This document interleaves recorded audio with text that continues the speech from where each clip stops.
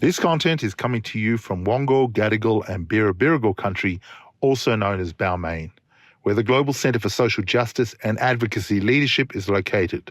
We acknowledge the traditional owners of the country we share and agree that sovereignty was never ceded.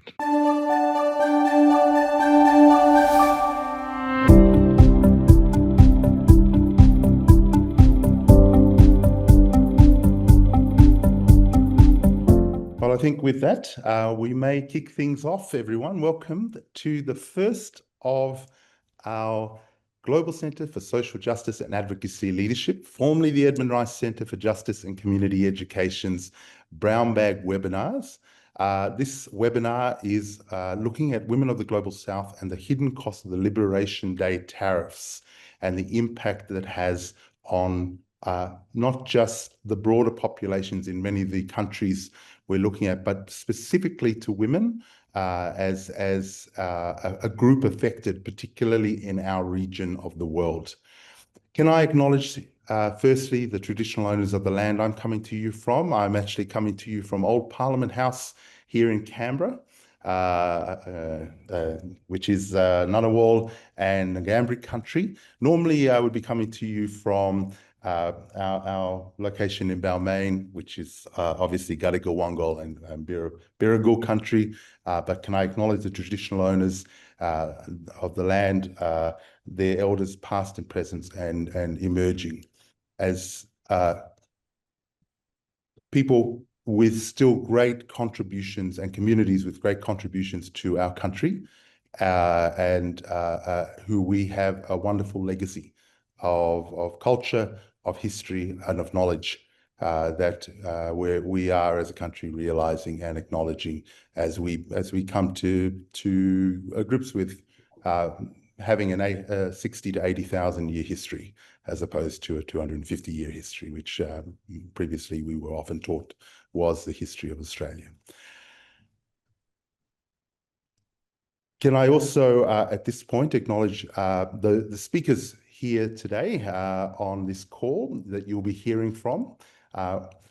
And I have to apologize, Dr. Nicole Gooch, our advocacy and research person with the team, unfortunately had another commitment, so couldn't be here today.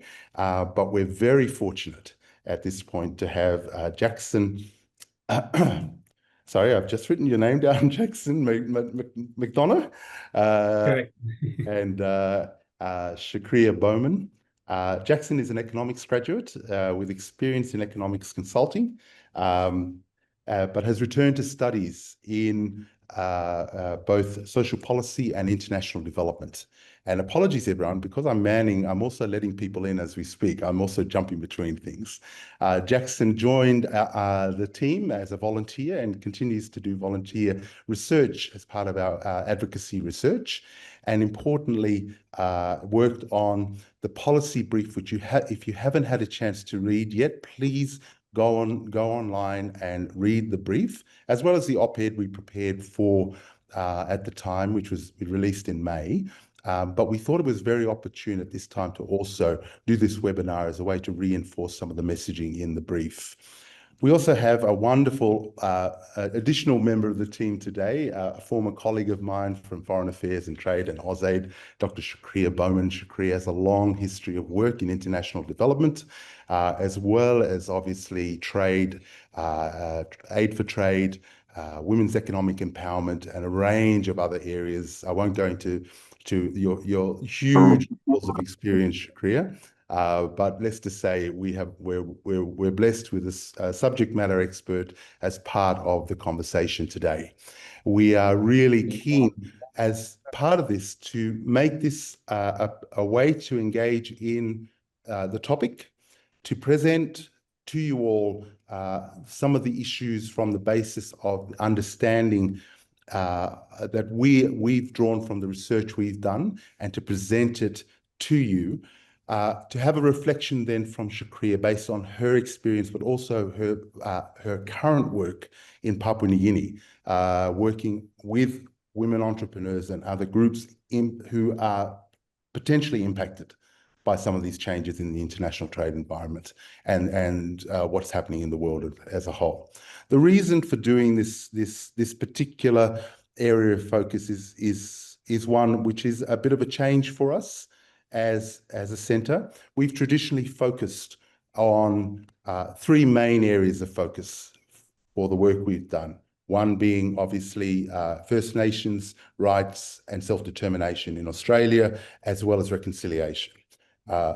Refugees and people seeking asylum rights in Australia, as well as obviously Pacific climate justice and Pacific action on climate change and supporting advocacy leadership from the region to get that amplification of the voice of the region, as well as those other groups we walk alongside.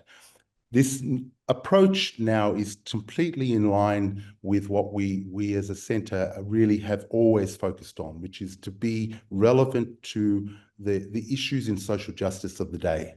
And one of the big impacts of social justice now is the issue of what is happening in the world with regards to some of these changes in trade and in the way in which the world is dealing with a very different phase of history. One where some of the things that were achieved over the last 80 years post-war are being threatened with the changes that we're seeing. And that is in turn having an impact in social justice, and particularly in areas like poverty alleviation and in areas where great strides have been made, not necessarily without cost, but great strides have been made over the last 80 years in achieving real impact from some of the efforts, both in policy, but also in things like aid, to change the situation many in the world face. And that is from a social justice perspective about lifting people out of the problem that they face and the persecution or the issues that they may face as a result of systems that have created imbalance or systems that have created inequality. And that has always been part of the tradition of Catholic social teaching, obviously, as well as part of the approach taken in advocacy through what the centre has always done. So without further ado, I'm going to throw to Jackson to do a presentation to you, or you've got the presentation hopefully on your screen. As I asked everyone before, if you could by any please to mute yourselves if you haven't muted already during the presentations. We won't be taking questions directly, but if you can have any questions you'd like asked, please put them in the chat. And if we can get to them over the time of the webinar, we'll try and get to as many as possible. But without further ado, over to you, Jackson. Thanks very much, LP. Okay, so as an introduction, on the 2nd of April this year, the Trump administration announced a sweeping set of tariffs on most foreign countries with the supposed aim of correcting the USA's trade deficits. These tariffs have triggered major disruptions, but the impacts aren't evenly felt. The tariffs overwhelmingly affect Global South countries with large manufacturing and agriculture sectors, as these countries typically export far more to the USA than they import from it. In many Global South countries, the manufacture of products such as garments, textiles, and electronics relies heavily on female workers. As such, the fallout of Trump's tariffs is disproportionately felt by Global South women. In this presentation, I'll walk through the broader context around tariffs and trade, highlight the gendered impacts of these new measures, and outline some immediate and longer-term responses available to governments. To begin with, it's first worth revisiting what tariffs actually are. A tariff is simply a tax on imported goods. Governments typically impose them to make foreign products more expensive and protect local industries. The Liberation Day tariffs imposed by Trump are reciprocal tariffs. These are a specific kind of tariff imposed in response to other countries' trade practices, often to force a negotiation. The Trump administration framed their April 2025 tariffs as targeting trade deficit countries. But as we'll see, they've had unintended and uneven consequences. Before we get into that, let's take a step back and look at the historical pattern of tariff reductions over the last 80 years and the impact this has had. In the first half of the 20th century, most countries pursued highly protectionist trade policies, and international trade was very limited by today's standards. After World War II, there was a global movement toward reducing tariffs to encourage international trade. Agreements like the General Agreement on Tariffs and Trade, or GATT, in 1947, and later the WTO, helped create a rules-based system, reducing barriers to trade and expanding international markets. This system has helped lift millions out of poverty, especially in countries like China, Vietnam, and Bangladesh, by bringing the products from those countries to the international market. Consumers globally benefit from cheaper goods, and many economies have become more productive through specialization. However, these gains were not equally distributed. In many places, trade liberalization has led to job losses, weakened regulations, and new forms of exploitation, particularly for vulnerable workers. The relationship between international trade and gender equality is equally complex. In some ways, trade has been a powerful positive force for gender equality. It has helped women across the world access jobs, gain income, and become more independent. In the Global South, many women have benefited from employment in export-driven sectors, particularly in garments and electronics. But trade is far from a silver bullet. In most Global South nations, women remain overrepresented in low-paid, insecure jobs with limited protections. They also continue to shoulder the bulk of unpaid care work, which limits their ability to take on full-time or formal work. The key point here is that trade is not gender neutral. Without safeguards and targeted policies, it can just as easily entrench inequality as reduce it. With that context in mind, we can now turn to the focus of this webinar, Trump's so-called Liberation Day tariffs. As mentioned earlier, in April of this year, the Trump administration announced a drastic tariff regime under the Liberation Day label. Officially, these tariffs were aimed at countries with large trade deficits to the US. That is, those countries that export more to the US than they import from it. In practice, this has meant a focus on low and middle income countries, especially those with labor-intensive feminized export sectors like garments, electronics, and agriculture. The tariffs include a base rate of 10% on imports from nearly all countries, with much higher rates proposed for countries that the US has large trade deficits with. After a 90-day pause, the tariffs were meant to take effect from July 1, but most tariffs above the 10% base have been paused or delayed, while Trump uses them as leverage in his much-loved trade deals. Even so, the US's average tariff rate has already increased to 16%, a six-fold increase on this time last year, and the highest average tariff rate in the US since the 1930s. For many Global South countries, the threatened tariff rates are far higher. As you can see on the chart on the left here, many countries have been threatened with tariffs over 30%, while Brazil and China have been threatened with rates in excess of 50 and 100% respectively. The uncertainty created by these threatened but not fully implemented tariffs is disruptive in itself. Many Global South governments are now diverting attention away from urgent domestic issues like gender equality, education, or healthcare, and instead are focusing on making trade concessions to avoid harsher tariff penalties. For example, Bangladesh recently agreed to purchase 25 Boeing aircraft from the US and commit to large-scale imports of US goods, including wheat, soybean oil, and cotton, in the hope of staving off a threatened 35% tariff increase on its garment exports. For women in many countries, the impact of these Liberation Day tariffs promises to be devastating. Before getting into that, let's start with an explanation of the basic economic mechanism of tariffs. When the US imposes tariffs on imported goods, it effectively acts as a cost increase for foreign suppliers. In response to this cost increase, foreign suppliers have two options. Firstly, they can pass on the cost increase to US customers by increasing their prices, causing their goods to become more expensive for American consumers and businesses. In response, US demand drops as companies cut orders, look for cheaper sources, or shift to domestic alternatives. The other option importers have following a tariff increase is to keep prices the same and absorb the additional costs by cutting into their profit margins. This is what we've mostly seen so far following the Liberation Day tariffs.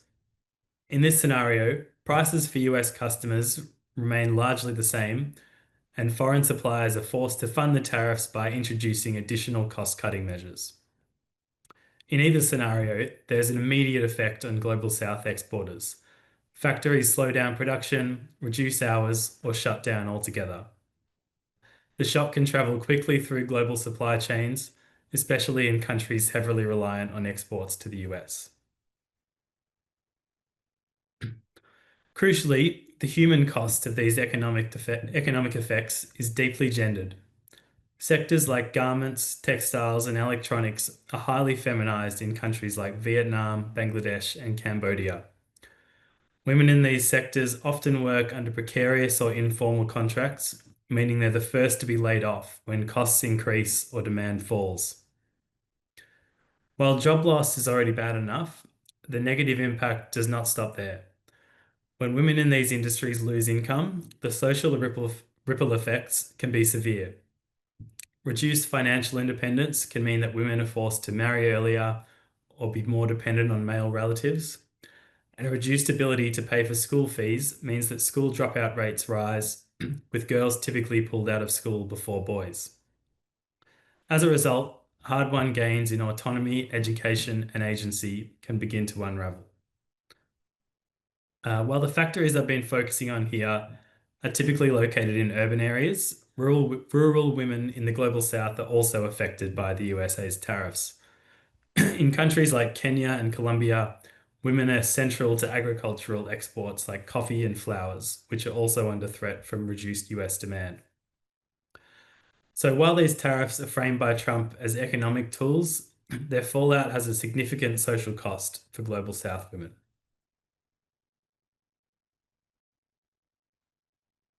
Tariffs are not just hurting women abroad. They also reinforce gender bias within the US.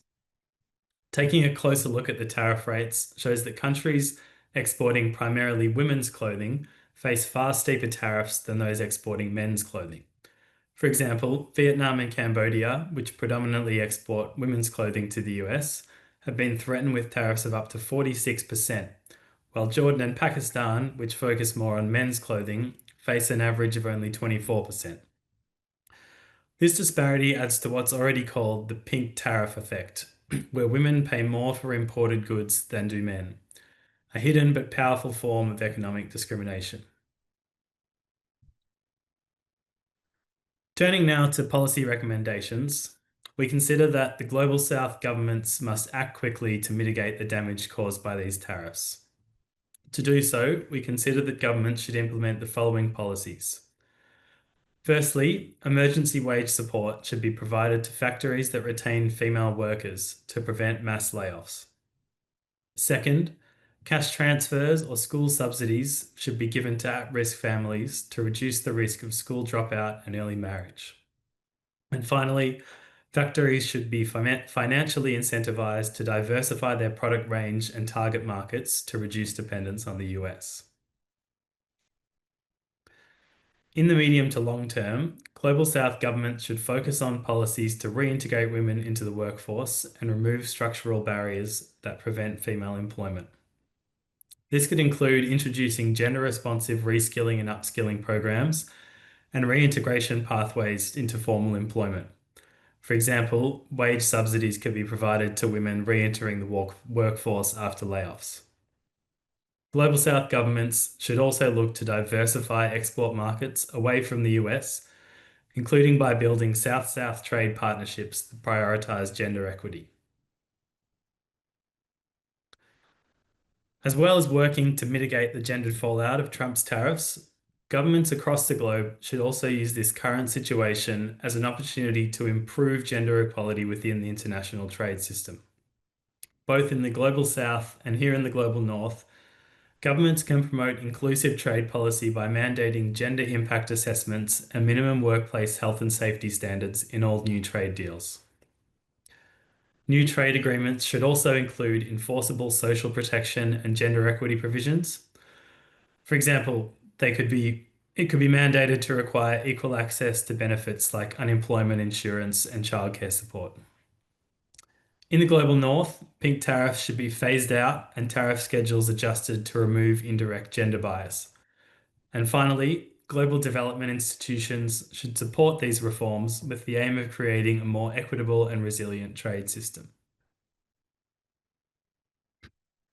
To sum up, we want to highlight that this moment of disruption is a wake-up call. The existing trade system is not gender neutral, and it never has been. Women in the global south are shouldering the brunt of the fallout of Trump's trade policies, but with the right reforms, they can also be at the heart of a more equitable and just recovery. Rather than returning to business as usual, let's use this moment to recalibrate. A fairer, more inclusive trade model is not just possible, it's necessary.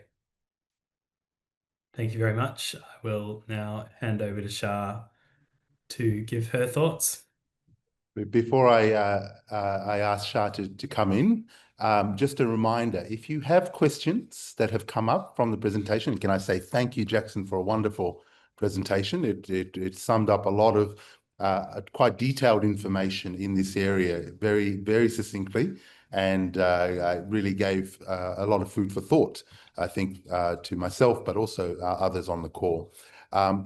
If you, as I said, if you have some questions you'd like to share, and please put them in the chat and we'll come to them afterwards. Although there aren't that many people, so we may actually open the floor up for some questions from people. But over to you, Shah.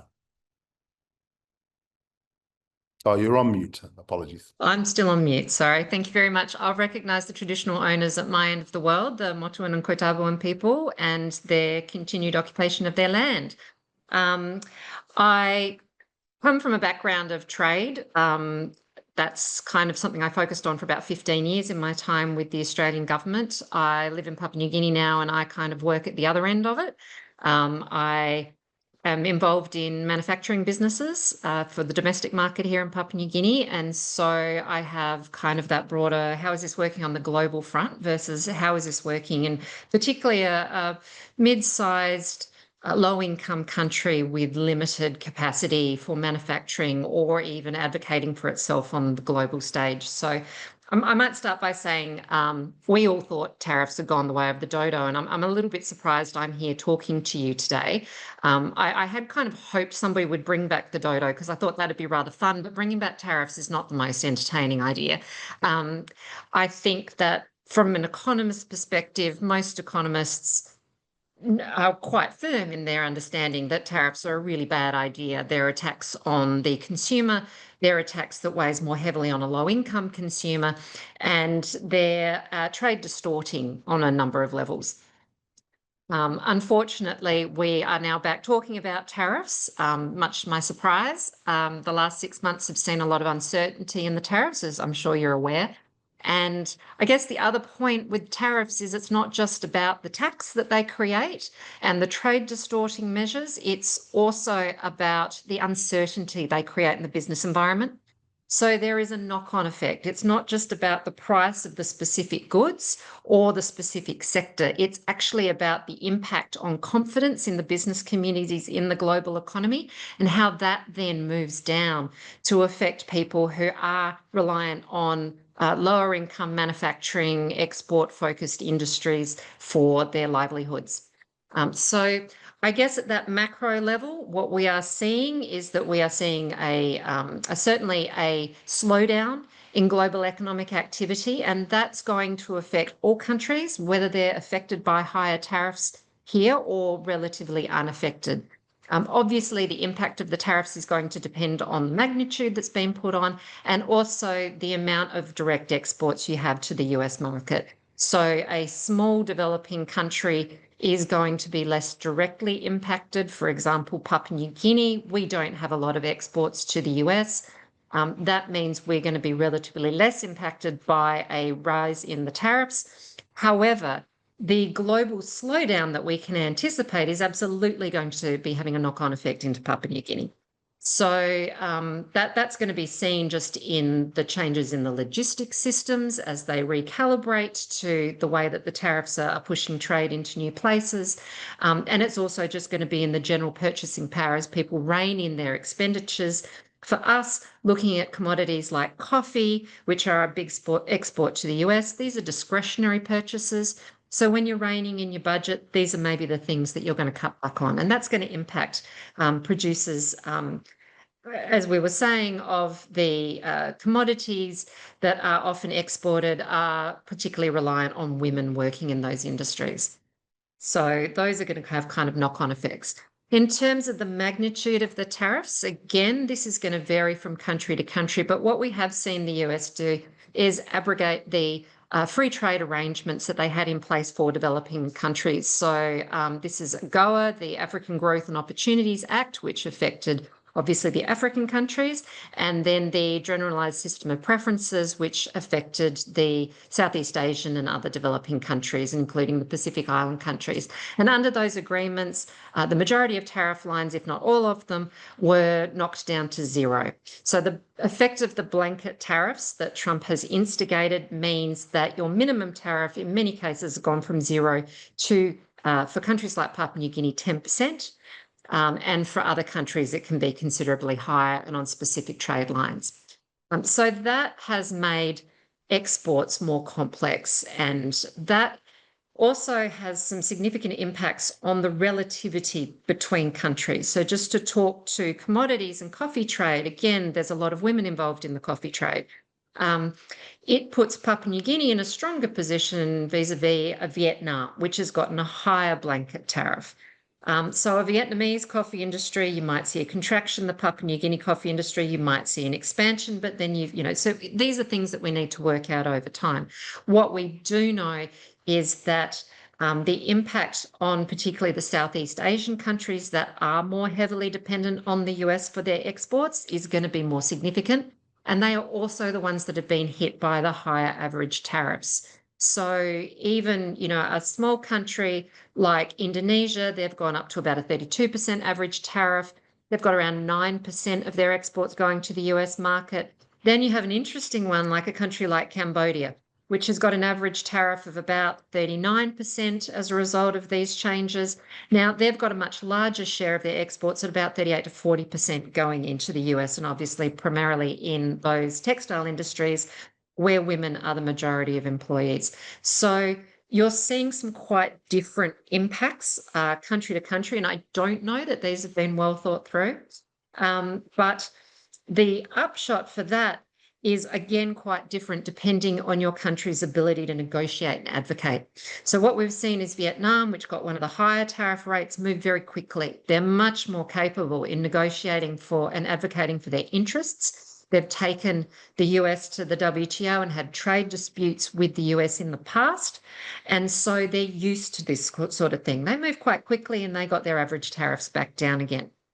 But Cambodia, much less able to do that.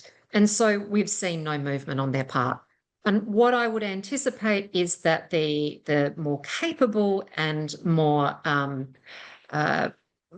activist countries will be able to negotiate for their interests. A whole heap of the other ones are just going to sit there, and nothing is going to change unless somebody starts moving in and advocating for them. And the Laos and the Cambodias, which have got ridiculously high tariff rates, particularly for Laos, which has got an infinitesimally small amount of exports to the US, these have got hit very badly with these tariff rates. What that also means is that as the value chains through Asia reconfigure to take advantage of different tariff rates in Southeast Asia in order to get favourable access to the US market, you're going to see the Laoses skipped because they've got a very high average tariff rate. And they're going to go in preference to a country with a lower tariff rate in Southeast Asia, which might be Indonesia. And so you're going to see some of the more vulnerable countries like Laos missing out on the potential for growth in their markets or creation of jobs, and they're going to go somewhere else. And I think this does pose quite a risk, particularly in the countries that had been making progress in their ability to provide good working environments for their workers. And this is going to mean that there might be some flight into countries that haven't done so well in protecting their workers and making sure there's a high minimum wage. So again, you know, these things are always going to be country dependent and scenario dependent. And one of the problems of this is that it is so random and it is so different between countries. And it's going to take us a while to unpick all of this. I guess my other concern for the garment industry is that when there's a downturn, again, these are the sorts of things where discretionary spending starts to pull in. So you will likely to see unemployment as well as some trade diversion. I guess the other country that I'd be particularly concerned about is Bangladesh. Bangladesh, again, big textile exporter. It's been hit with very high relative tariffs compared to some other countries. So that's an area for real concern when you're looking at women in the workplace, both in agriculture and in manufacturing. I guess on that is how do we address it at the country level? Again, if you're not capable of advocating effectively for your interests in the international space, you're probably not very capable of implementing good policy at your national level. Countries like Papua New Guinea have very weak protections for workers. They're not able to enforce them even where they are in legislation. And so it is a concern to see trade diversion moving potentially manufacturing into countries that are less able to do this, away from countries that are actually more capably able to do that, and also to bring in measures, as we were discussing before, that allow the government to come in and try to compensate for some of the things that are going on. There's no such thing as unemployment or welfare in a country like Papua New Guinea. A country like Fiji does have a welfare system. So those countries are able to compensate for problems, whereas if we hit problems in Papua New Guinea, there's no safety nets and there's no ability to implement one at this point in time. So that's going to be something that needs watching. So my concern would be for those poorer, less capable countries that struggle to enforce regulations and legislation even when they're effective. And that would be where I think as international interests, we need to be focusing some of our advocacy. I think that it's also going to be important for countries at the international level to get together. They actually need to be able to say, hey, we've got an issue that's in all of our interests and we need to get out and advocate about it. Now, that's going to be something probably that we will see from the ASEAN countries. Whether some of the other countries are going to be able to do that as effectively, that still remains to be seen. And I would argue that probably the countries of the Pacific are going to be weakest at doing that, along with probably the countries of the Caribbean. So those are things that that we probably want to keep an eye on over the next 12 to 18 months. And it's something that it would be good to push for our government to include in its international discussions to represent the Pacific and to say to the United States, hey, this is disproportionate and it's not fair on partners that aren't strong enough to come and advocate for themselves in Washington, DC. So those are my thoughts. Very happy to take questions. And like all economists, I'm a big non-fan of tariffs. My little word of warning is if you have an economist who says that tariffs are a good idea, they're probably not a very good economist. So with that, I will hand back to Alopi. Thanks, Shah. And again, thanks to both you and Jackson for a wonderful presentation and a wonderful reflection. Given the numbers, I think we can open the floor up to questions if people have any. So let me open the floor up. If you want to put your hand up, I can identify you, or alternatively just unmute and ask your question.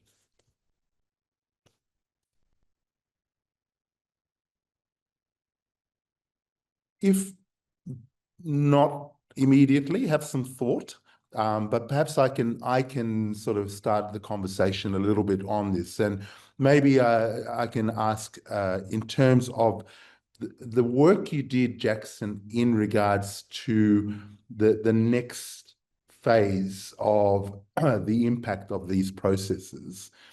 Did you get a sense that this is a short-term issue in regards to what the current US administrations bring into play, or is this potentially a longer-term trend, given it is being initiated by the largest economy at the moment in the world, that may actually have a flow-on effect and become much more entrenched over the next few years?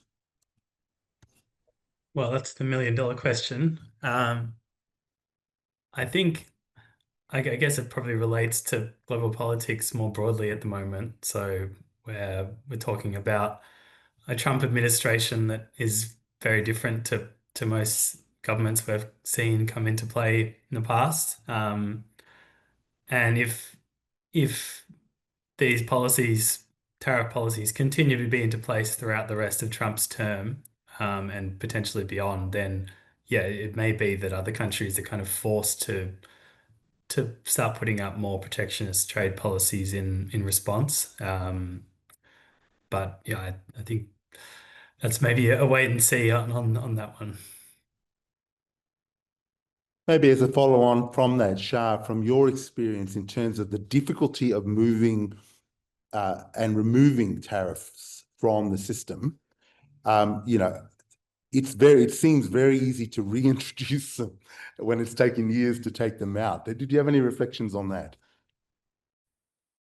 Yeah, and I think the reciprocal tariffs are something that I'm worried about because particularly, again, small countries with limited capacity and, challenges of administration, they're very prone to being captured by vested interests. And we see that in Papua New Guinea, where we have quite high tariffs, which no doubt didn't help the US Trade Department's calculations, but quite high tariffs on things like imports of crocodile skins.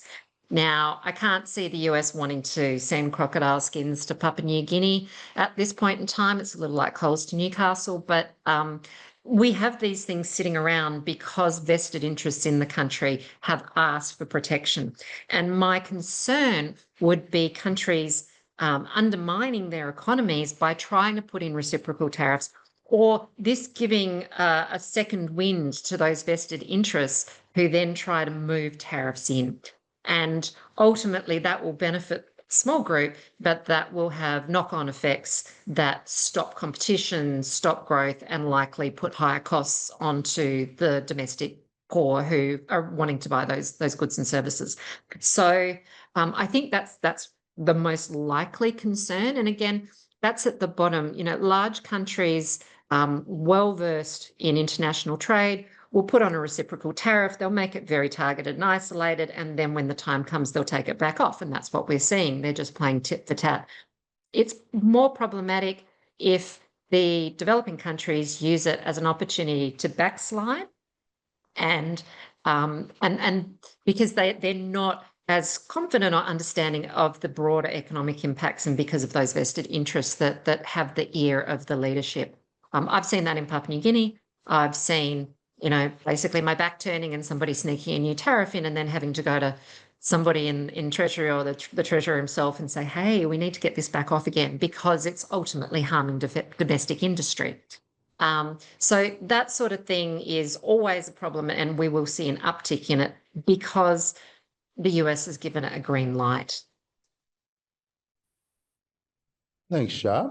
Does anyone else have any questions? I've noticed Shirley Randall is on the call. Shirley's obviously someone who but I won't throw to Shirley just yet because Peter Butler, I see, has his hand up. Peter, if you could unmute and ask your question. Yeah, I've got a question following that discussion, and this relates to the general public response. So, what did recommend that we can do?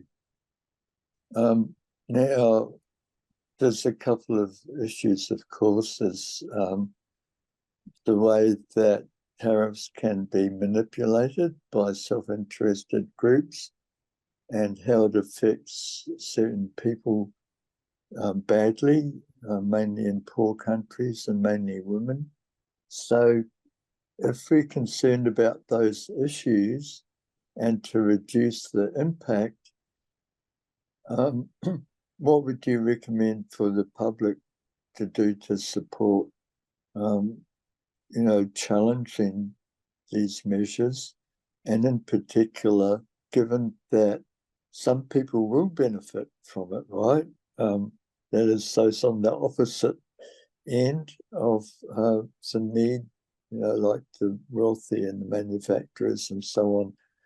And Donald Trump's colleagues in the United States and his supporters, some people will benefit from it. So we're going to be up against their pushback or their desire to foster these tariffs. So what can we do to challenge it? Maybe I can just jump in initially and then throw to Shah and Jackson as well. I think, Peter, one of the areas that is very important is awareness and starting awareness of the issue and actually being able to unpick, as Shah and Jackson have talked to, unpick the issues of what this actually means. And by doing so, looking at what our government's policy is in regards to tariffs and encouraging the government on the line that it continues to take, that a zero tariff policy is actually a good outcome, not only for Australia, but actually for our region and the world, but also to lean into some of the issues, say on gender equality, as through our aid program or through our foreign policy engagement, where conversations can be opened up with partner governments in the region to start thinking about how we can support efforts that allow and ensure protection of particularly women impacted as a result of this. And that's often how we've tried to ensure our aid program works effectively. But it is one sometimes where, because it gets caught up in the bigger sort of world sort of play of tariffs, a lot of this gets lost. And that's one of the reasons to raise this with yourselves and others as part of the conversations. But Shah, Jackson, if you have any thoughts as well. Yeah, I agree. Alopi, I was harking back to the Jubilee campaign that was very successfully run during the early part of this century. Oh my goodness, that's making me feel old. But I recall that was actually very effective in advocating for the reduction of tariffs and trade barriers to developing economies. And I think that would be a really good start, would be to advocate with our leadership, with our foreign minister in Australia, to advocate for the Pacific in its discussions with the United States. Now, I know they're pretty good at that, but possibly right at this point in time, they're more focused on the domestic impacts rather than the impacts to the broader region. But I think that they do need to be focused there. And I do think it's an opportunity to look at some of the partnerships that the aid program has with countries, particularly in Southeast Asia and South Asia, and how they could work better to support the manufacturing industry in particular and women in the manufacturing industry, because they are going to have some pretty extreme shifts going on over the next few years. Jackson? Yeah, I agree with all of that. All I would have to add is I think we've talked a bit about today as well, how even without these tariffs, the kind of manufacturing industries in particular in the global south are far from perfect, in that women in these industries often, have face very precarious conditions and are very poorly paid and so on. So I think if you're involved in any supply chains through your own businesses, to make sure that there's fair trade and good practices and things put in through that, and also in terms of what you're buying, be trying to support companies that are supporting fair trade and proper supply chains. I might throw it to Chris Whelan, who looks like he has a question. Thanks, Chris.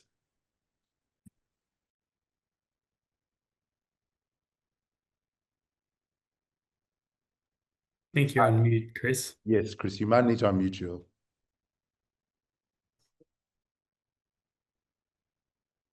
Or if you can't, if you're having problems, please. Sorry about that. Just figuring out the technology. See if I can switch on my video as well, or maybe that's a bridge too far. I was just curious. I mean, obviously we know that global trade has been associated with sort of job losses and dislocation in certain sectors and for certain cities. Maybe that's some of the background supporting sort of an increase in tariffs. So just curious, I mean, do you support any level of tariffs or in any sectors, or do you always think that zero tariffs are the best option? I'll be the tariff hawk. I'm very much zero tariffs. I think that they are temporary fixes that cause more damage than good. And the impact of tariffs on domestic consumers, because that is right, it is a tax on a domestic consumer, that can be incredibly problematic. Particularly when those tariffs are on commodities, agricultural commodities, food commodities, energy commodities. The balance is always going to shift over time, but you're always better off going into industries where you are going to be competitive and you can create long-term jobs rather than temporary ones. One of the interesting conversations has been around looking at textile industries in the US. I was listening to a podcast about it the other day. The textile industry in the US is basically propped up by the requirement for the US Armed Forces to have clothing 100% made in the US. And the entire textile value chain in the US is founded on that preference. Anything that is being manufactured in the US is kind of riding on that. If that went away, then the textile industry, what there is of it in the US, would collapse. So that's really very interesting. And that won't change if the price of goods in Bangladesh goes up a bit. What is going to happen is just that the Bangladeshis are not going to be able to compete with the Vietnamese, and there'll be a shift. So I think for particularly developing economies, our time has come and gone on this. It's time that we looked at different industries for long-term jobs growth and reskilling, and accepting that, what used to be a good place to run a factory is not necessarily a good place to do modern industry. And there's always going to be shifts. But I think what we're seeing in the US ultimately is going to have a very outsized impact on developing economies, and it's going to have quite an outsized impact on the global economy. And I think that is where we're in real danger. We came a little bit hot out of COVID. We had the interest rates go up. You can see already that the interest rates are going to start coming down, because we can see the cooling that's gone on as a result of the activity in the US. And business hates uncertainty. Business is just going to pull its head in and wait. I'm always say one of the problems in countries like Papua New Guinea is the uncertainty of the business environment. That's actually one of the reasons that we struggle with domestic industry. It's got nothing to do with tariffs or currencies. It's the uncertainty for the business community. And what we're seeing is a massive amount of uncertainty being introduced into the business community in the US, and that is going to have a flow-on effect everywhere. So yes, don't like tariffs. I think, though, that one of the issues that maybe is part of the conversation, Chris, from my perspective, is that, we can't ignore the impact of what has happened in countries like the US, in countries like Australia, with the changes around what has become a globalized economy, and where you had protected industries that were the livelihoods of people in regional areas, particularly, where those changes have resulted in people being impacted. And there is a political economy aspect of that means that people feel that their situation is an issue now, which is one where they are faced with an uncertain future, or where they need protection in their livelihoods, in their daily lives. But at what cost? Because the protection in one space means you take away from another. And where that protection comes with an inefficiency and a higher cost that comes with that to everyone concerned, then it becomes an issue there of equity across it. And, the difficulty there is, because we live in a globalized world, and one which is now, a much more complex space than our parents' world, which was one where the colonial system had created a very, very good space for the Western world, but which much of the rest of the world lived with extraction of resources out of their regions to enrich us. What we've seen is a change in that, but people are feeling the impact of it. Thank you. If there aren't any other questions at this point, I did want to throw to Shirley, just in case she had some thoughts. I'm going to put you on the spot, Shirley. Shirley has known me since I was a little child in Papua New Guinea, but also has had a long history of work with women, particularly in gender equality in the Pacific and other parts of the world. And I hope I'm not putting you on the spot, Shirley, but if you had any thoughts on this from a perspective more of social policy or of international development context, would you be willing to share that? And I see that you're on mute, so if you're not, then that's more than fine.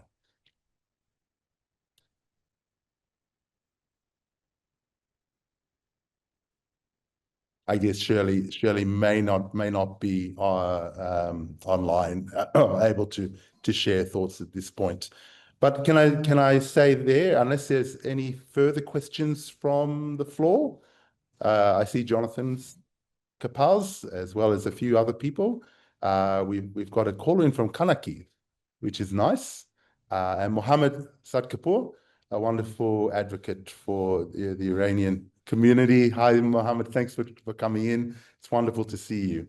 I mean, I wonder, Mohammed, in terms of the people of Iran at the moment, it'd be interesting to get your thoughts on, the impact of trade impacts alongside obviously many other things that are happening to the people of Iran with regards to some of the conflict and some of the uncertainty the country faces at this point.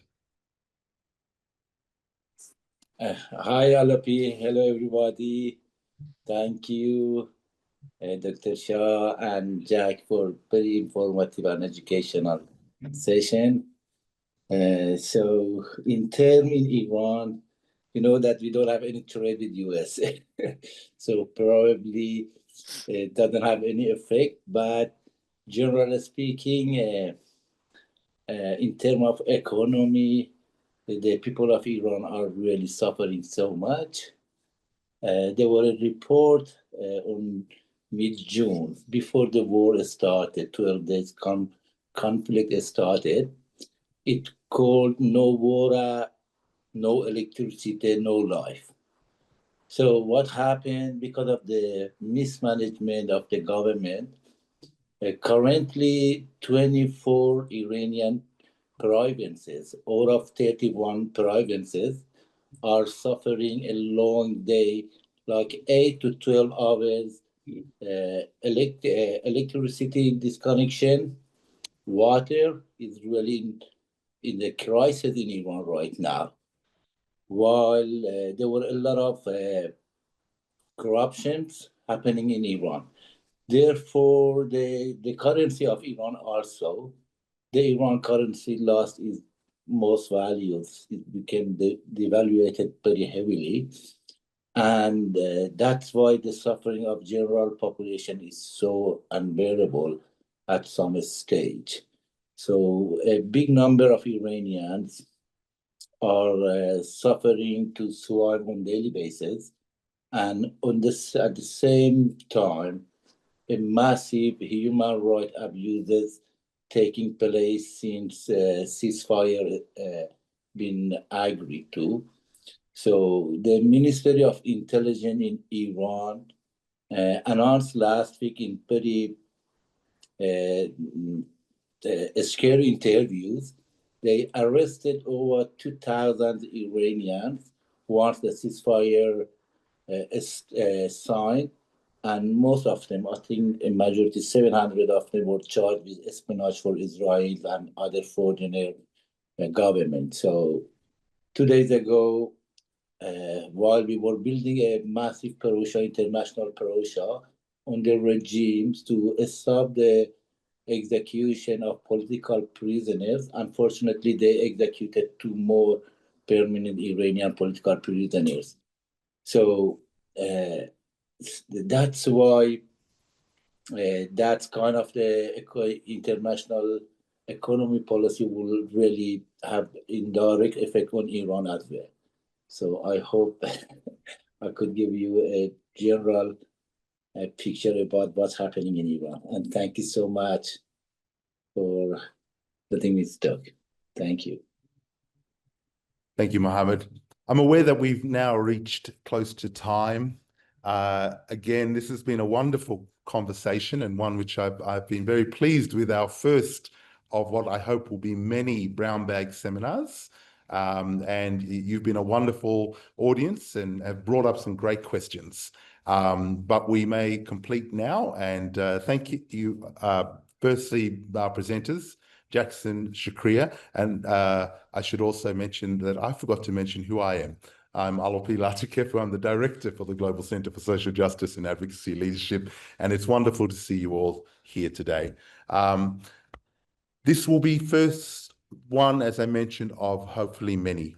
And in regards to looking at some of the areas of focus that we look at in terms of social justice, in terms of economic and climate justice, and other areas of focus for us as a centre. We're always interested in hearing from you and where you may have some thoughts or questions that come up and may be of interest in looking at in a bit more detail. Obviously, we're not coming to this as an economic think tank or as an international development think tank, but squarely as a centre for social justice, one looking at the issues from that perspective and trying to tease out how some of these things happening in the world are happening in the context of social justice. And that's something where I guess part of our focus and work in future is going to be as an organisation. But without further ado, can I thank you all for being part of this very, I think, a successful event from my perspective. And thanks again to Shah and to Jackson, and also to Nicole, who couldn't be here, for all their hard work in pulling this together. And I think it bodes well for the future. So without further ado, thank you. And obviously, if you can support the work of the centre, we'd love you to do that. You can just go on our website. We will be changing the website. You'll see it's still erc.org.au, but in future, the globalcentre.org.au will be the centre's future address. And I saw Jonathan has just sent a note. Thank you, Jonathan. That's very good. All right. No, just thank you. It's been very informative. I mean, there's actually a lot of the views that I've been hearing are very much in line with mine, so I didn't have anything to pick up on there. But no, I think this is good. It's a great format, and yeah, look forward to engaging with you on future webinars. Thanks a lot for. Okay. Nice to see you too. Cheers. Okay. Take care. Bye-bye. Bye, everyone. Thank you for being part of this important conversation. The journey towards a more just world doesn't end here. It starts with each of us. Stay engaged, share this message, and if you're able, support the work of the Global Centre for Social Justice and Advocacy Leadership by visiting donate.erc.org.au. Your support drives real change. Until next time, thank you and goodbye.